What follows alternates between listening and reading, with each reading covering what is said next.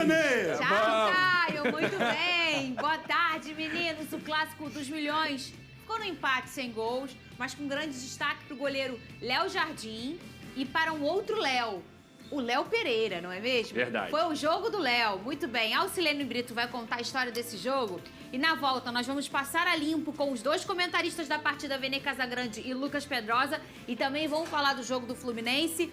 Não, o Botafogo vai falar hoje. Não vai falar? Ai, graças a Deus. Vai falar do Botafogo hoje não. Rodou. Ai, não quero falar do Botafogo não. Pode rodar lá. O Luiz Henrique chegou. Olha, o SBT no corpo da torcida do Vasco. Isso aí remetendo àquela final de Campeonato Brasileiro que foi um barato realmente. Domingo de primeiro clássico no Rio e no Maracanã, que a torcida já estava com saudade. O estádio ficou fechado em janeiro por conta de reforma no gramado e já recebeu o confronto de milhões. Casa cheia, mas torcedores tiveram que sofrer para chegar por conta da chuva. Nada capaz de parar a alegria dos rubro-negros e vascaínos que estavam confiantes. O duelo começa agitado. Logo no início, o Flamengo vem firme, com a Arrascaeta cabeceando. Bola fechada, bola perigosa. O Vasco responde com o Verratti. Para receber aqui do outro lado, o Lucas Piton. Saiu o cruzamento, a tentativa de cabeça do Verratti. Chegada de De La Cruz, mas nada com perigo. Eita com liberdade, já faz o toque para o De La Cruz. De La Cruz bateu mal demais o De La Cruz. Ela vai para fora. Parada técnica e os dois técnicos ficam bem exaltados. O Vasco tem uma chance no contra-ataque, só que desperdiça. O duelo continua bem disputado e o torcedor segue bastante empolgado. Arrascaeta encontra Pedro, que chuta muito forte. De La Cruz, a tentativa com a Arrascaeta de primeira pro Pedro! E aí, o Cruz Maltino tem a melhor chance no primeiro tempo. Piton cruza, Verratti cabeceia bem e Léo Pereira faz um milagre, salvando em cima da linha. Verratti, em cima da linha! Nada de gols na primeira etapa. Termina o primeiro tempo no Maracanã. Bom primeiro tempo, hein? Segundo tempo, e o rubro-negro entra com o uniforme branco a pedido do próprio time que estava se confundindo em campo. A mudança começa a dar certo. Arrascaeta cobra escanteio, Léo Pereira tenta um voleio e manda por cima do gol de Léo Jardim. E aí é o Vasco que vem na briga. E novamente o destaque fica com a defesa. Primeiro com a tentativa de Payet. E depois é Verratti quem tenta e Léo Pereira consegue salvar e depois a bola fica com o Rossi. Vamos ver, ó. Atrás do gol, ó. Olha aí, não achou nada o Rossi. E aí ficou essa bola ali dentro da área. Bate um, bate em outro e bateu na trave. Bateu na trave essa bola. As duas torcidas empurram os times. Cebolinha é quem tenta pelo Fla de cabeça e Léo Jardim de novo aparece. Essa bola. Cebolinha de cabeça para a defesa do goleiro Léo Jardim. Tite muda o time e Bruno Henrique e Gabigol entram. O camisa 10 já com uma boa oportunidade chutando forte. De novo o Gabigol vai bater, bateu para fora. A dupla tenta mais uma vez. Bruno Henrique cruza para Gabigol e a defesa afasta. O Norte vai subindo o Bruno Henrique, saiu o cruzamento, esperava o Gabigol. Novamente Gabriel aparece mandando por cima. Ele tentava de todas as formas, mas nada dava certo. Até que a Arrascaeta recebe de Gerson dentro da área e é derrubado por João Vitor. Aí é pênalti! O lance vai para o VAR, que confirma a penalidade. Seria a chance para Gabigol fazer o dele no clássico. Nas arquibancadas, a torcida do Flamengo gritava, mas estava apreensiva. Ele foi cobrar e chutou fraco para Léo Jardim defender sem problemas. Sensacional na defesa, Pedrosa. Esperou o momento certo, sabe como o Gabigol bate e faz uma leitura perfeita. Voa no canto para poder segurar o resultado para o Vasco da Gama. Para a alegria dos vascaínos do Maracanã. A gente busca sempre estudar e tentar ter alguma base do que eles podem fazer. Mas dentro da partida entra muito como é que tá o andamento do jogo.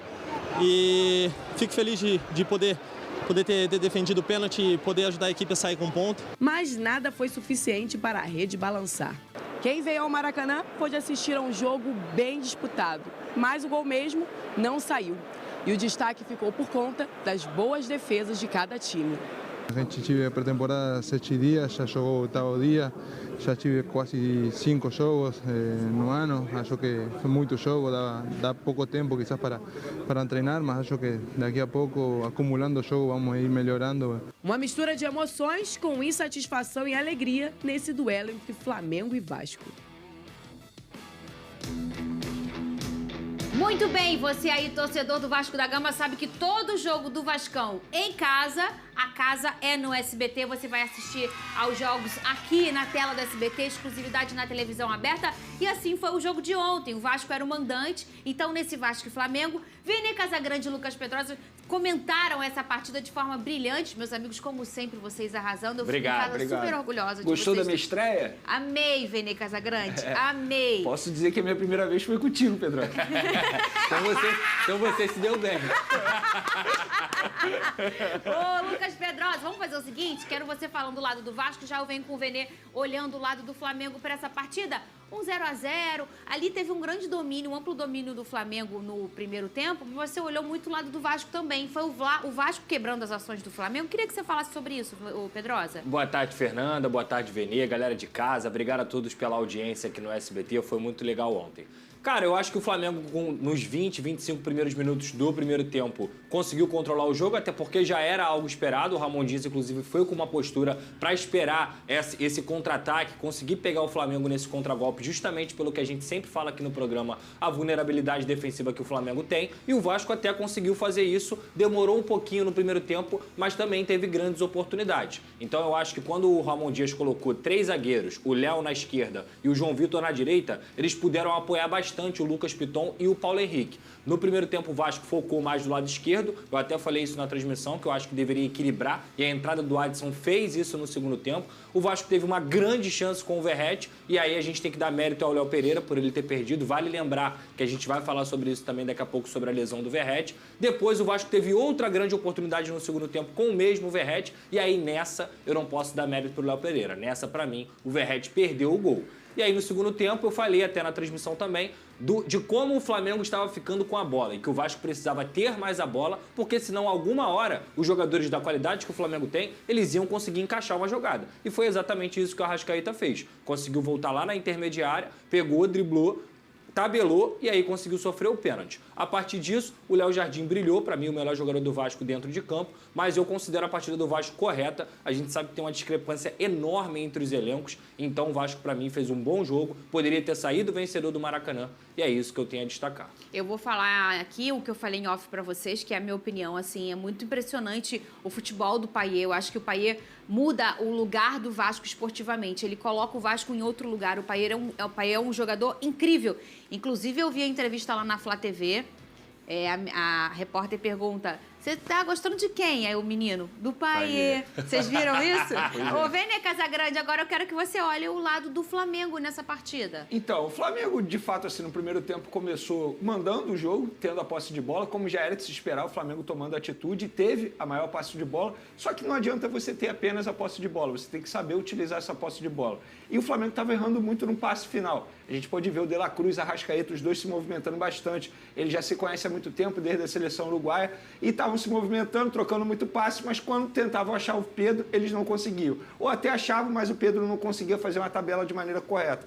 Acho que o Flamengo pecou ali no passe final. Só que foi um jogo que mostrou muito a parte defensiva do Flamengo, que é a parte mais fraca do Flamengo, é a parte frágil do Flamengo, e, sobretudo o lado direito. A gente falou ontem na transmissão que o Tite havia observado que o lado esquerdo do Vasco, com o cruzamento de Piton para o Verratti, seria um ponto forte do Vasco. E foi o ponto forte, foi justamente isso que o técnico do Vasco tentou utilizar diante do Flamengo, e de maneira correta, porque se a gente for parar e analisar, o Wesley é um jogador super ofensivo, e o Piton tirou proveito ali da parte defensiva do Wesley, que é algo que ele precisa evoluir, se a gente for parar e analisar o lateral direito, o Wesley. E ele precisa evoluir muito nisso. E quase que o Vasco tirou proveito.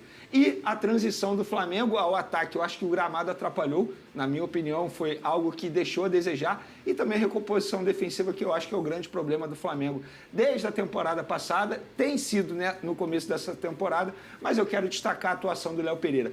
Que partida do zagueiro rubro-negro. Na minha opinião, o melhor em campo, não só pelo lado do Flamengo, mas se a gente pegar a atuação de todos os jogadores, jogou muita bola. Ele tirou 2 gols, um impressionante, debaixo da trave, literalmente. Sim. O outro ali com o Verratti, que eu concordo com o Pedrosa, acho que o Verratti deu mole. Mas querendo ou não, o Léo Pereira acabou salvando. Mas não foi só isso que ele fez. Ele deu passe de 3 dedos, lançando o Bruno Henrique. Deu passe na vertical, quebrando linha. Algo que o Pulgar não fez. Acho que o Pulgar poderia ter apresentado um futebol melhor. E quando o Pulgar vai bem, o meio de campo do Flamengo automaticamente também vai bem. Mas foi um jogo que, se a gente for parar e analisar as circunstâncias, eu acho que o Vasco tem que comemorar de fato. Porque o Vasco estava com um desfalque super importante, que é o Paulinho. Hoje no Vasco não tem ninguém que faça a função que o Paulinho faz. E também é um time ainda em processo de mudanças. Estava até conversando com o Pedrosa lá em São Paulo sobre isso, que eu acho que o elenco do Vasco em relação ao ano passado é até pior. O time não, o time titular não, mas o elenco em si eu acho até pior do que do ano passado. Ainda está em processo de mudanças. Então eu acho que o torcedor vascaíno de fato pode comemorar esse resultado, porque o Gabigol teve uma chance de fazer o gol ali no finalzinho de pênalti e acabou não aproveitando. Ô Lucas Pedrosa, eu falei do Payet, a importância dele em relação a esse time, mas eu queria que você me falasse sobre um outro personagem que é tão ou mais importante que o Payet, Pedrosa. Sem dúvida, e até para complementar o que o Vene falou, o Jair também saiu logo no início. Né? Então o Vasco teve outro desfalque titular logo no início da partida.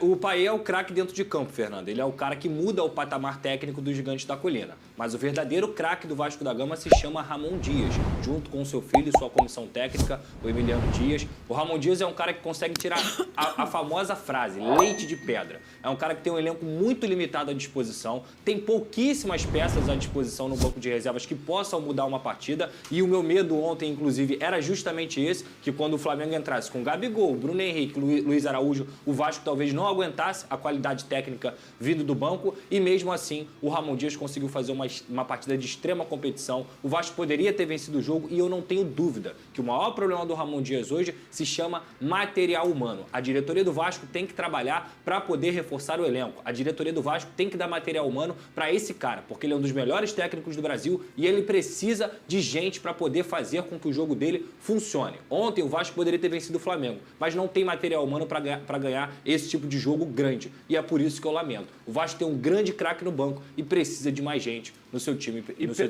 Pedrosa, você falando de reforço, acho que o jogo do Flamengo ontem contra o Vasco mostrou que o Flamengo precisa reforçar a lateral direita. Perfeito. Acho até que o Varela pode se tornar o titular absoluto da posição. Mas o Wesley, com todo respeito, ele tem muito a evoluir. Então ele cai muito, o lado direito do Flamengo cai muito quando é o Wesley que está ali. Repito, é um jogador que tem potencial, que pode evoluir, já foi procurado pelo Barcelona. Se for procurado pelo Barcelona, não foi à toa, porque de fato é um jogador que tem muito potencial, mas hoje a discrepância quando ele está em campo é muito grande. Isso aí ficou nítido ontem. Então, acho que o Flamengo precisa sim olhar para a lateral direita. Não pode ter apenas o Varela, se ele viesse se tornar titular absoluto, e tendo apenas o Wesley. E o Mateuzinho, que é a terceira opção, o Matheus França, que estava até no banco, está muito próximo de ser vendido ao Corinthians. Então, de fato, ele não fica no Flamengo. Então, o Flamengo tem que reforçar a lateral direita. Ficou nítido isso aí ontem. E estamos falando de começo de temporada. E é um Vasco que foi o adversário mais difícil do Flamengo até o momento em 2024, mas é um Vasco que ainda nem está pronto. Então o Flamengo vai encarar muitos adversários bem mais difíceis pela frente em 2024. O Wesley tem muita qualidade, né? E a gente viu acontecer com o Wesley o que a gente não via há muito tempo no Flamengo, que é uma transição brusca da base para o profissional. Quando você tem uma necessidade de usar a sua base porque você não tem material humano, não tem verba, não tem nada, é o que a gente via muito no futebol carioca, que a gente ainda vê. Pega o moleque da base, ele tem que chegar, ele tem que resolver, porque só tem ele, não tem outra opção. Isso é um motor até do futebol carioca, só que isso está melhorando. E o Flamengo ele começou a fazer essa melhora. Há quanto tempo a gente não vê no time do Flamengo um menino que tem que entrar e tem que resolver porque não tem outra opção? Há muito tempo. A gente viu o último, talvez, o Paquetá, né? Há muito tempo. Vinícius Júnior. O Vinícius foi para resolver. Cautela. O Vinícius, Paquetá foi cautela. O Renier foi com cautela. O Wesley não. Ou era o Wesley ou não tinha outra opção. Há muito tempo a gente não via isso. Isso atrapalha o jogador. De jovens promessas, joias do Flamengo, é ficar no time profissional do Flamengo. Com certeza. O debate é, qual foi a última grande joia que conseguiu se manter no time profissional do Flamengo? João Gomes. E que logo depois acabou sendo vendido. Sim. O próprio Matheus França, que foi para o Crystal Palace. Verdade. Muita gente esperava que ele fosse render muito mais no time profissional. Mas eu acho que não foi culpa dele. Ele, quando entrava, de certa modo, até dava conta do recado. Só que hoje o time do Flamengo não dá muito espaço para isso. E a gente vê hoje um Vitor Hugo, que é pouco utilizado, que é um baita jogador também. A gente viu o Lázaro, que está indo até agora para o Palmeiras, Sim. que se destacou ali com o Dorival Júnior, jogando de falso 9, e logo depois acabou sendo vendido. Então hoje o time do Flamengo é muito difícil um jovem da base se destacar ali e se manter no time titular. E para piorar a vida do Wesley, ele pegou o Piton, né? O Piton é um monstro, gente. Que jogador absurdo. Eu já falei isso aqui, eu coloquei o Lucas Piton na minha seleção do Campeonato Brasileiro de 2023 e eu falo sem medo. Você pode ter sua preferência por um, por outro. O Lucas Piton, na minha visão, é o melhor lateral esquerdo do Brasil. O que esse cara cruza é brincadeira. E o Flamengo ele joga demais. Irregular, joga né? demais. Se você parar e pensar, o Piton acertou todos os cruzamentos na cabeça do Verratti e era o Varela marcando o Verratti. Falar em Verratti, o Verratti jogando no sacrifício. Já o Pedrosa vai falar sobre isso. Eu quero falar com você, Vene. Ontem, depois do jogo, o Gabigol pediu para falar com o nosso repórter Flávio Vinick e justificou um pênalti perdido. Eu também quero saber depois dele se eles acharam que foi pênalti ou não. Cadê? Eu acho que ele foi super bem, eu também poderia ter batido um pouquinho mais forte, mas creio eu que foi um lance que ele pôde fazer muito bem. Fiquei feliz por ter entrado mais tempo, por ter criado chances de gol.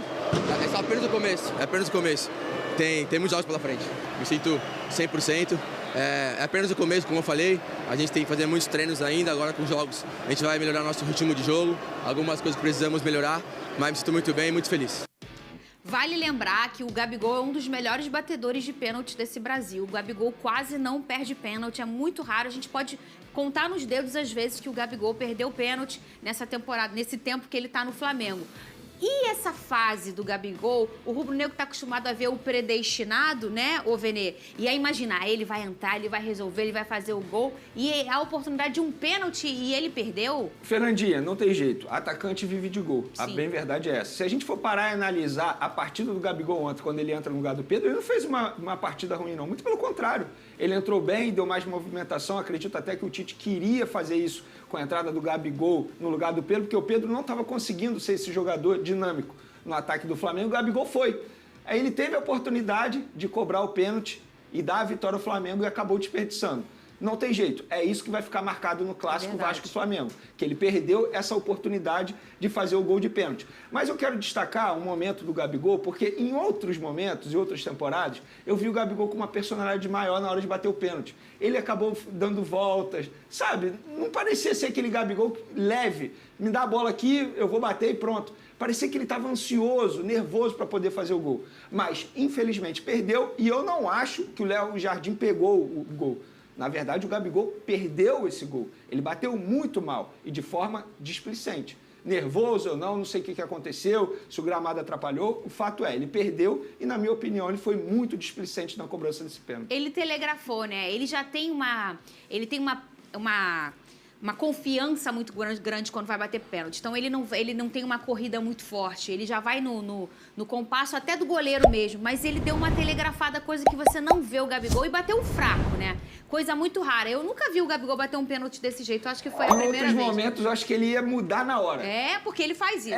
Então. Ele faz. Ele tem tanta personalidade. Coisa mais difícil que tem numa batida de pênalti é você mudar o lado na hora, porque você entende que o goleiro tá mais projetado para um lado. O cara, para fazer isso, ele tem que ter muita precisão para bater. E o Gabigol é esse cara. Mas você vê que a cabeça, a confiança é tudo no futebol. Do goleiro ao atacante. E o Léo Jardim tem, obviamente, a qualidade dele. Tá? Eu também acho. Eu acho que ele perdeu o pênalti. Eu também acho. Mas a gente está falando aqui de um atleta que todo mundo sabe que é um especialista em pênalti. Hoje você dá uma oportunidade para um goleiro de ver todos os pênaltis que o Gabigol bateu na vida dele. Se o Léo Jardim quiser ficar meia hora fazendo isso, ele vai fazer. E o Léo Jardim, inteligentemente, esperou o Gabigol. Geralmente os goleiros o quê? Escolhem um lado e aí o Gabigol bate no lado que o goleiro não tá. Sim. Espera cair. O Léo Jardim não caiu. O Gabigol bateu mal? Bateu mal. Mas o Léo Jardim teve mérito de ter esperado. E tanto mérito que você vê, sabe o quê? Ele nem rebate a bola. Ele vai firme na bola. Ele segura a bola. Então tem muito mérito também do goleiro. Agora, tem como pôr na tela aqui? Todo mundo achou pênalti, que não é achar, né? Isso não é interpretação.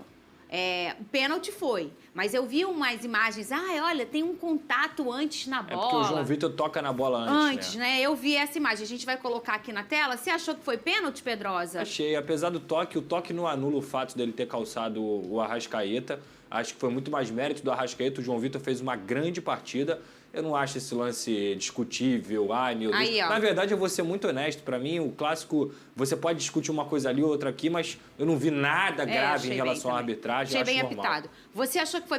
Lembrando que foi um lance em cima da linha. E quando é em cima da linha, é pênalti, tá? Isso já tá provado. Não é você achar ou não. Foi em cima da linha. O Venezia achou que foi Então, pênalti? na hora da transmissão, eu fiquei até com essa dúvida se em cima da linha é considerado pênalti, porque eu achei em cima da linha e a Nadine Baixo explicou muito bem lá na transmissão que em cima da linha é pênalti. Eu achei pênalti, mas eu quero destacar não esse lance aí. Eu quero destacar o lance todo do Arrascaeta, porque ele vai lá atrás, pegar a bola, pedir a bola, ele faz toda a jogada e vai até a área do Vasco e é derrubado. Baita jogada do Arrascaeta, que fez uma boa partida ontem. Por milésimos de segundo, esse lance não é fora da grande área, né? Mas foi até pro vascaíno, depois que a história passa, foi até importante, porque dá uma grande moral para um goleiro que já estava merecendo. Falamos do Gabigol, quero falar da outra ponta, quero falar do Verratti. Eu li um tweet seu ontem dizendo que ele